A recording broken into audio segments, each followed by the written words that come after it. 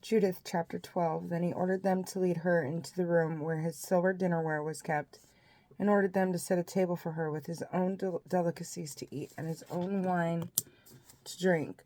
But Judith said, I cannot eat any of them, because it would be a scandal. Besides, I will have enough with the things I brought with me.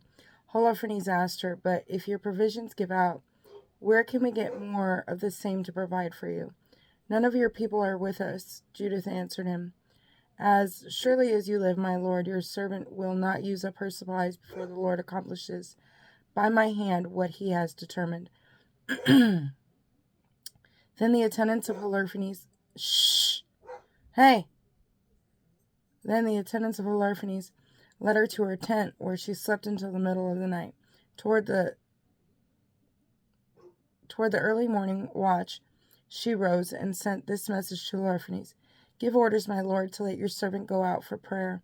So Holofernes ordered his guards not to hinder her. Thus she stayed in the camp 3 days. Each night she went out to the valley of Bethulia, where she bathed herself at the spring of the camp. After bathing, she prayed to the Lord, the God of Israel, to direct her way for the triumph of her people. Then she returned purified to the tent and remained there until her food was brought to her toward evening. Judith at the banquet of Holofernes. On the 4th day, Holofernes gave a banquet to his servants alone, to which he did not invite any of the officers, and he said to Bagoas, the eunuch in charge of his personal affairs, Go and persuade the Hebrew woman in your care to come and eat and drink with us. It would bring shame on us to be with such a woman without enjoying her. If we do not seduce her, she will laugh at us. So Bagoas left the presence of Holofernes and came to Judith and said, So lovely a maidservant should not be reluctant to come to my lord, to be honored by him, to enjoy drinking wine with us, and to act today like one of the Assyrian women who serve in the palace of Nebuchadnezzar. Judith replied, Who am I to refuse, my lord?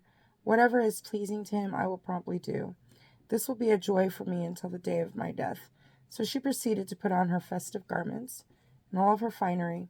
Meanwhile, her servant went ahead and spread out on the ground opposite Holofernes the fleece Bagoas had furnished for her daily use in reclining while eating. Then Judith came in and reclined. The heart of Holofernes was in rapture over her, and his passion was aroused. He was burning with desire to possess her, for he had been biding his time to seduce her from the day he saw her. Holofernes said to her, Drink and be happy with us. Judith replied, I will gladly drink, my lord, for today is the greatest day of my whole life. She then took the things her servants had prepared and ate and drank in his presence. Holofernes, charmed by her, drank a great quantity of wine, more than he had ever drunk on any day since he was born. The word of the Lord. Thanks be to God. God bless you.